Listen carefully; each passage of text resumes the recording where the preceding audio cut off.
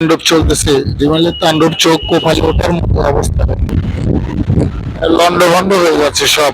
যে অবস্থা, আমার ফোনই কাঁপতেছে হাতে থেকে। কোনো গাড়ি ঘোড়া নাই, কিছু নাই। হোটেল থেকে বের হয়েছি রিমালের তাণ্ডব দেখার জন্য। এই যে গাছপালার অবস্থা খুব খারাপ। এখন সমুদ্র সৈকতে যাবো রিমালের তাণ্ডব দেখার জন্য। প্রচন্ড বাতাস, বাতাসে আওয়াজ শুনতে পাচ্ছেন আপনারা। একদম লন্ডভন্ড পুরো দুনিয়া। এই যে পানি, এই যে রাস্তার পাশ দিয়ে যে বালি উড়ে যাচ্ছে, বাতাস প্রচন্ড, একদম লন্ডভন্ড সব। গাছগুলোর অবস্থা খুব বাজে। ঘন্টায় বাতাসের স্পিড 100 থেকে 120 কিলোমিটার বেড়ে। এই যে বালির কি অবস্থা, বালি উড়ে যাচ্ছে। সুনীল বালি ধরে গেছে।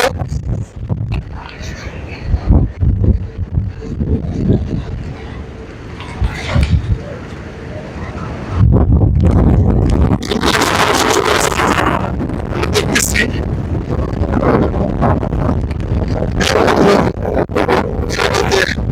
যে তুফান, যে ঝড়, এটা বোঝা যাচ্ছে। সাগরের যে গর্জন, যে দাপট, এটা দেখা যাচ্ছে। একটু কাছে যেতে চাই।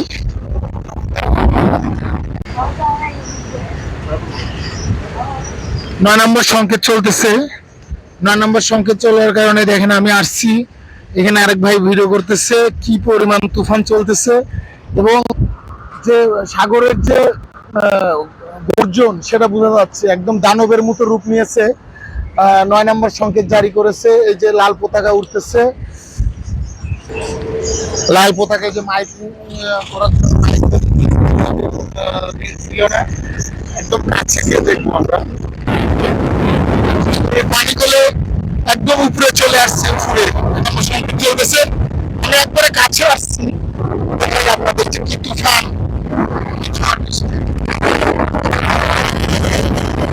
কাছে কাছে চলে আসছে। কাছে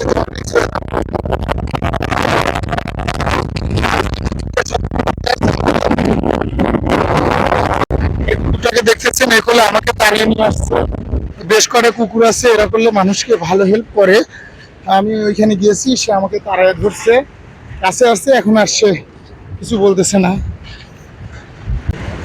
কুকুর হলে কি মানুষের সেবায় নিয়ে যেত, এরা হলো সবসময় মানুষের সেবায় নিয়ে যেত।